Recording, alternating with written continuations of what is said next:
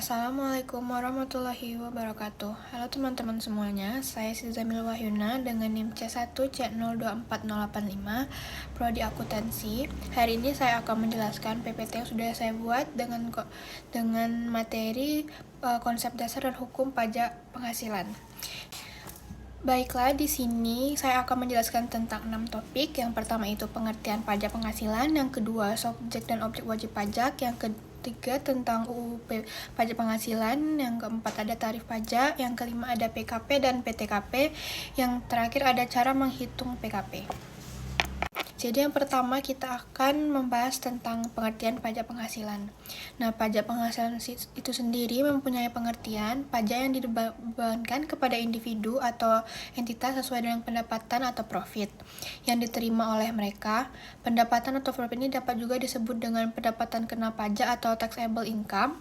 Besar pajak dapat bervariasi sesuai karakteristik wajib pajak dan jenis pendapatan. Undang-undang tentang pajak penghasilan, yaitu dasar hukum untuk pajak penghasilan adalah Undang-Undang Nomor 7 Tahun 1983. Pajak penghasilan menurut Undang-Undang Nomor 17 Tahun 2000, Pasal 1 adalah pajak yang dikenakan terhadap subjek pajak atas penghasilan yang diterima atau diperolehnya dalam tahun pajak. Selanjutnya, kita akan membahas tentang subjek dan objek pajak penghasilan. Sebelumnya, saya akan menjelaskan apa itu subjek dan objek pajak. Subjek pajak itu adalah segala sesuatu yang berpotensi untuk memperoleh penghasilan dan menjadi dasar untuk pengenaan pajak penghasilan. Sementara, objek pajak itu adalah penghasilan, setiap tambahan kemampuan ekonomi yang diterima oleh wajib pajak dari Indonesia ataupun dari luar negeri yang dipakai untuk konsumsi wajib pajak dengan nama dalam bentuk apa. Sekarang, saya akan membahas lebih dalam tentang subjek pajak. Subjek pajak itu bisa dibedakan menjadi dua. Yang pertama itu subjek pajak dalam negeri. Nah, subjek pajak dalam negeri itu juga bisa kita bagi menjadi tiga. Yang pertama itu subjek pajak orang pribadi. Orang pribadi yang bertempat tinggal atau berada di Indonesia lebih dari 183 hari dalam jangka waktu 12 bulan atau 1 tahun.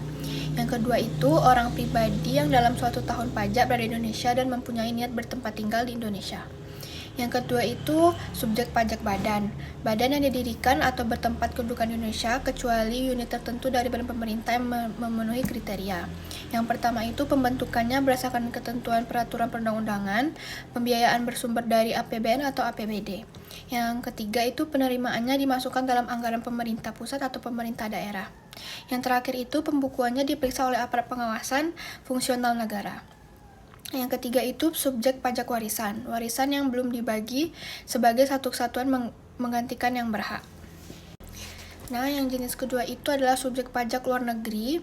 Yang pertama itu orang pribadi yang tidak bertempat tinggal di Indonesia atau tidak berada di Indonesia lebih dari 183 hari dalam jangka waktu 12 bulan atau 1 tahun, dan badan yang tidak didirikan dan tidak berkedudukan di Indonesia tetapi menjalankan usaha di Indonesia atau disebut badan usaha tetap atau BUT.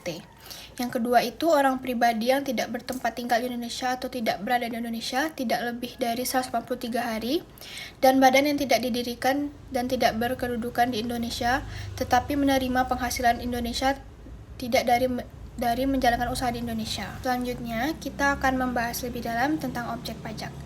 Yang pertama itu penghasilan berupa bunga deposito dan tabungan lainnya, bunga obligasi dan surat utang negara, dan bunga simpanan yang dibayarkan oleh koperasi kepada anggota koperasi orang pribadi.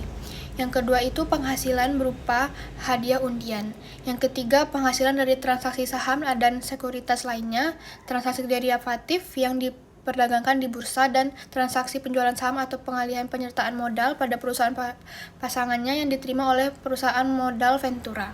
Yang ketiga itu penghasilan dari transaksi pengalihan harta berupa tanah atau bangunan, usaha, jasa atau konstruksi, usaha real estate, dan persewaan tanah dan bangunan. Dan yang terakhir itu penghasilan tertentu lainnya yang diatur dengan atas atau berdasarkan peraturan pemerintah. Selanjutnya, saya akan membahas tentang penghasilan tidak kena pajak atau PTKP. Mungkin kita sudah pernah belajar di semester lalu tentang PTKP ini, dan saya akan menjelaskan besar penghasilan tidak kena pajak untuk wajib pajak itu sebesar 54 juta. Jadi, dan jika wajib pajak itu sudah menikah, dia itu ditambah sebesar 4.500.000. PTKP istri yang pendapatannya disatukan atau digabung dengan suami sejumlah 54 juta. Selanjutnya, jika ada anggota keluarga atau saudara kandung atau yang lain-lain itu per orangnya ditambahkan 4.500.000.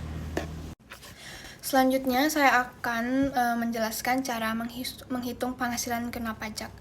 Jadi misalnya saya sudah menampilkan contoh di sini. Seorang pegawai lajang memperoleh 100 juta setahun. Itu semua penghasilan yang diterima, misalnya gaji, tunjangan, bonus, atau laba usaha. Ia membayar iuran pensiunan itu sebanyak 2 juta. Jadi yang di bawahnya itu dijelaskan penghasilan bulan 100 juta. Dikurangi biaya jabatannya 6 juta. Setelah itu dikurangi iuran pensiunnya 2 juta.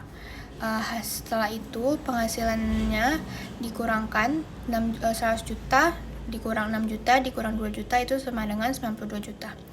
Karena dia lajang, berarti wajib pajak itu hanya dikurangi dengan 54 juta saja. Jadi penghasilan kena pajaknya pegawai itu adalah 38 juta. Baiklah teman-teman, selanjutnya saya akan membahas tentang tarif pajak. Nah, wajib pajak dalam orang pribadi dalam negeri itu bisa kita lihat di tabel berikut. Jika PKP-nya kurang dari 60 juta, itu tarifnya hanya 5%. Selanjutnya, 60 juta ke 250 juta itu 15%. 250 juta hingga 500 juta itu 25%. 500 juta hingga 5 miliar itu 30%. Dan di bawah 5 miliar itu 35%. Tadi kita sudah membahas tarif pajak orang pribadi. Selanjutnya kita wajib pajak dalam negeri dalam bentuk usaha tetap. Yang pertama itu tarif pajak yang diterapkan atas penghasilan kena pajak bagi wajib pajak dalam negeri dan bentuk usaha tetap adalah sebesar 28%. Tarif pajak bagi wajib pajak badan dalam negeri itu dan bentuk usaha tetap mulai berlaku sejak tahun pajak 2010, diturunkan menjadi 25%. Yang kedua itu wajib pajak dalam negeri yang berbentuk perseroan terbuka yang paling sedikit 40% dari jumlah keseluruhan saham yang disertor di perdagangan di Bursa Efek di Indonesia dan memenuhi persyaratan tertentu lainnya dapat memperoleh tarif sebesar 5% lebih rendah daripada tarif yang berlaku. Oke teman-teman, saya sudah membahas tentang PPT yang saya lampirkan. Jadi segitu dulu dari saya. Mohon maaf bila ada kesalahan. Terima kasih sudah menonton video saya. Saya akhiri. Wassalamualaikum warahmatullahi wabarakatuh.